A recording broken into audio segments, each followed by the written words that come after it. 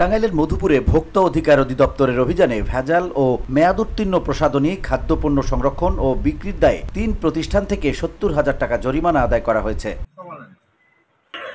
সোমবার দুপুরে মধুপুর পৌর শহরের মার্কেট ও বাজার এলাকায় এ অভিযান নেতৃত্ব দেন ভোক্তা অধিকার সংরক্ষণ টাঙ্গাইল জেলা কার্যালয়ের সহকারী পরিচালক আসাদুজ্জামান রুমেল।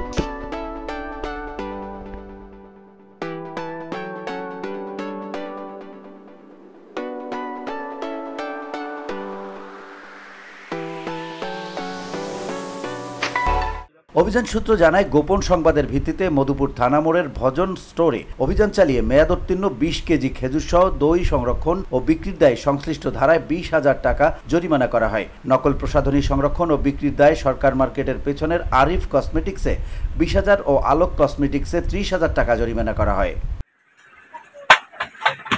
অভিযান চলাকালে সহকারী পরিচালক আসাদুজ্জামান রুমেল ভোক্তা অধিকার সংরক্ষণ আইনের বিভিন্ন ধারা সম্পর্কে ব্যবসায়ীদের ধারণা ও নকল পণ্য বিক্রি থেকে মুক্ত ও ক্রয় বিক্রয় প্রকৃত রসিদ ব্যবহারের পরামর্শ দেন।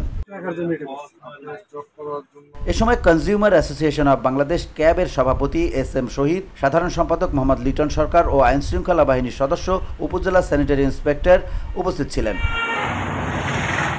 VOD Bangla news desk.